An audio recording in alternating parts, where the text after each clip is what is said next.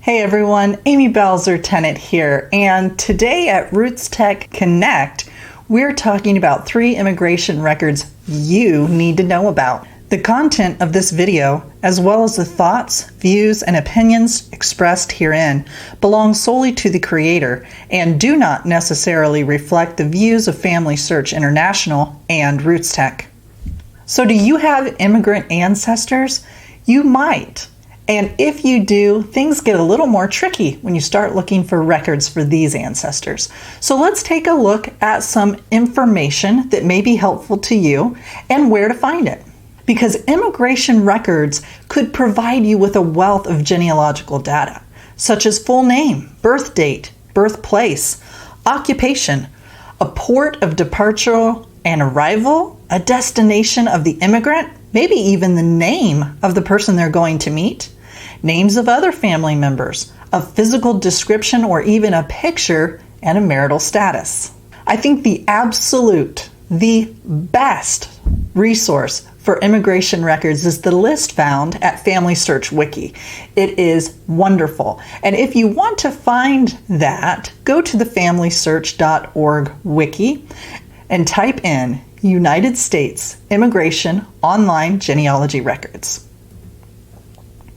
This is just a little tidbit of what's available, and you'll notice that there are numerous collections and they're all hyperlinked. Some of them do cost money and direct you to a subscription website, but not all of them. Some of them are free and available to you from home. So the 3 immigration sets that we're going to be talking about today are U.S. passenger lists or arrival records, the U.S. border crossings, and naturalization records. When it comes to passenger lists, there are 3 time frames, 3 time periods that you need to be aware of. They are before 1820, the time between 1820 and 1891, and the time frame between 1891 to 1906. Let's break it down for you and talk first about records before 1820. These records are actually called customs passenger lists. You see, it wasn't until 1891 that we changed the name from customs passenger lists to immigration passenger lists. So few custom passenger lists before 1820 exist. That's a little bit of a sad spot. But if they do exist, and if you're ready to research them, you're going to need to rely heavily on printed resources, things like indexes, biographies, newspapers, naturalization oaths. These types of things, among others, can be found at FamilySearch.org, Ancestry.com, AmericanAncestors.org is a wonderful website to try, and GoogleBooks.com, of course. Now, customs passenger lists between 1820 and 1891 have even more information. Let's look at this list. We've got port of departure, port of arrival, the date of their arrival, the name of the ship, the country, province, or town of origin, the name of the immigrant, maybe even their family members, the age and the sex of the immigrant, occupation, and the destination of the immigrant. Take a look at this collection from Ancestry.com entitled Pennsylvania, United States, Arriving Passenger and Crew Lists between 1800 and 1962. And let's just zoom in here, and you'll notice that we've got the passengers' names, their place of birth. The next column is their last legal settlement, their age, their occupation, and even, in this case, the number of bags they brought. So where can you find these types of passenger lists? Well, in the same places I've told you before. FamilySearch.org has many of them online for free. Ancestry.com, MyHeritage.com, AmericanAncestors.org, all of these different websites and more. Let's talk about immigration passenger lists between 1891 and 1906. Just look at this list. It's growing with valuable information. Port of departure, port of arrival, the date of arrival, name of ship, nationality of the immigrant, name of the immigrant, again with possible family members, age and sex of the immigrant, occupation, whether the immigrant had ever been in the United States before, the final destination, and if the passenger was going to a relative, the name of the relative, maybe where that person lived, maybe even an address, who paid for the passage and how much it was, and the amount of money the immigrant had in their pockets. I want to show you a quick and easy way to find what's available in the way of immigration records at FamilySearch.org, because FamilySearch.org is available to everyone and has free resources. Log in to your free account at www.familysearch.org. If you don't have an account, it's super easy to create one. And once you're logged in, you're going to click on the word search, as you can see here by the red arrow. And from the pull-down menu, choose Catalog. At the Catalog page, you're going to click on the keywords. Keywords will open up a new field where you're going to type in the word passenger list. When you've typed that in, which you could also type in immigration list, customs list, things of that nature, then click search at the bottom. Here is just a snippet of what's available in the way of immigration lists or passenger lists here at FamilySearch. Now, if I wanted to, you see that we have 412 results. That's a lot. Maybe I want to filter that, and I can. Over here in the bottom left corner, you're going to see that I can filter it, in this case, by century. Let's say I'm interested in this collection called Delaware, Newcastle County, Newcastle Port Passenger and Crew Lists. Give it a click, and it takes me to another page. When I scroll down, I can see exactly what's on this digitized roll of microfilm. The camera icon means it's available for me to see from home for free. Now, if there's a little key over top, that means you need to go to your local family history center to be able to see the records.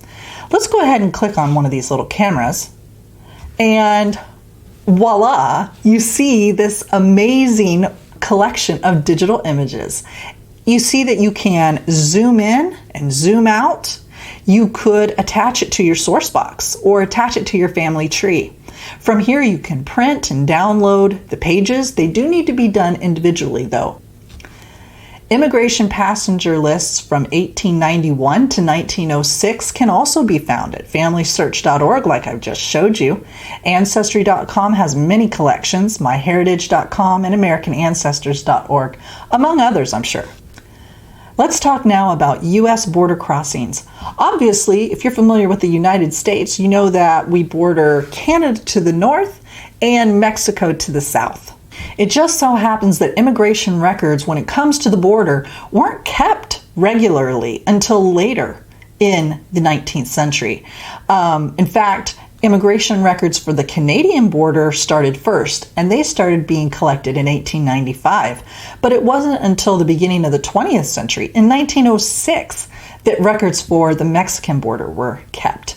Now, sometimes we refer to these types of immigration records as manifest cards. In this case, just look at the information that is available. Full name, place of birth, age and sex, marital status, occupation, the point of arrival in the United States, their final destination, a physical description, and maybe even a picture.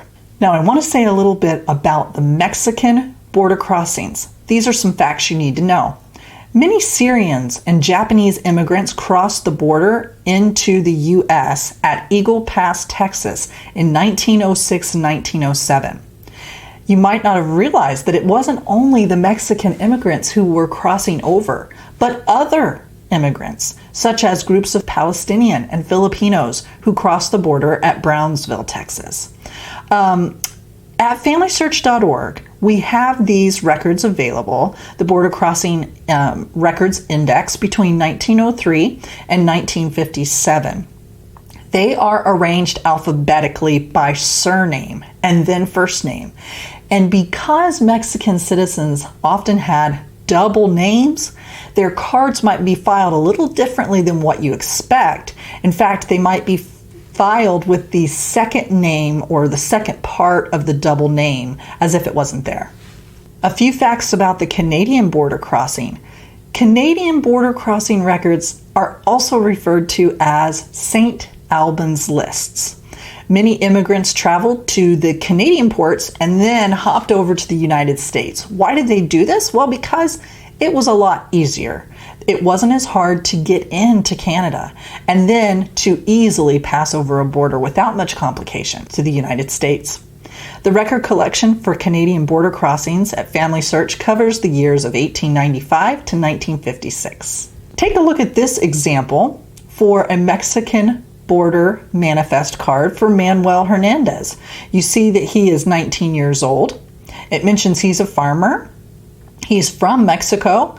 His father is Ignacio Hernandez, and it gave us a place of where he is. It mentions that he had been in the United States in 1912 to 1921. It gives us a description, and better yet, it gives us a picture of Manuel. In this example of a Canadian border crossing record, James H. Avery is listed as having been born in Alberton, Prince Edward Island. He's 23, a fisherman. He is French Canadian. His father is Thomas. It mentions that he's headed to see his sister, Mrs. Chase McNeil, on Washington Street. Isn't that neat? Lastly, we're going to be talking about the U.S. naturalization records. What you need to know about U.S. naturalization is that it changed over time. It started in 1790, and as the time went on, different things changed. How long it took, where it could take place, who could apply, and generally speaking, it took more than just 1 or 2 months. It took years. And so because it took years to go through the process of naturalization, it can actually happen in more than one location, more than one state. Also, you need to know, before 1922, women got derivative citizenship based on their husband's status. Now, between about 1906 1907, there was a brief period of time where women lost their citizenship if they married an alien. And a lot of times, they didn't even know they'd lost it. But that's something to keep in mind. So where can you find naturalization records? Well, before 1906, you can find naturalization records in any county level court. Now, when I say any county level court, I'm saying that it could have happened in the probate courts, it could have happened in the circuit court, district court, recorder's office, clerk's court, it could have been anywhere. So you're going to need to talk to a knowledgeable person. After 1906, you'll usually find them on a district court level. And I said usually. After 1929, pictures were required, and so that's really cool because it's usually included in the paperwork when you find it online. I want to show you this example, something that I ran into and I don't want it to hang you up. This is a naturalization search at ancestry.com.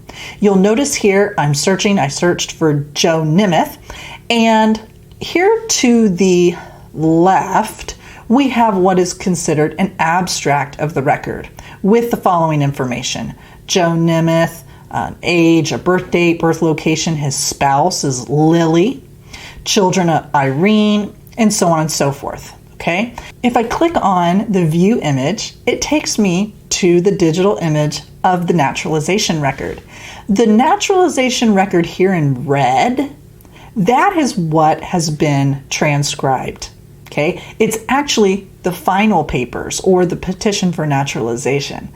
But over here, this little yellow one to the left, those are his first papers or his declaration of intention. Now, the page on the right, like I said, are the final papers, and it was dated 1 November 1927, and like I said, had a wife named Lily and a daughter named Irene. He mentions also that he arrived in Philadelphia, Pennsylvania on or about the 21st of October, 1903. That other little record, which is so important that you find both records, first papers and final papers. That is the Declaration of Intention and the petition for naturalization. So what did that little document say? It said he was living in Lee County, Virginia. It had been dated 7 years earlier, and his wife was listed as Mary Super from Cormond, Hungary. Who is Mary Super? It was his first wife. These 3 immigration record sets are fantastic and need to be researched thoroughly. Even if your ancestor was not an immigrant, perhaps they had reasons to create one or more of these fantastic records. Be sure to give me a thumbs up. Thanks for joining me today.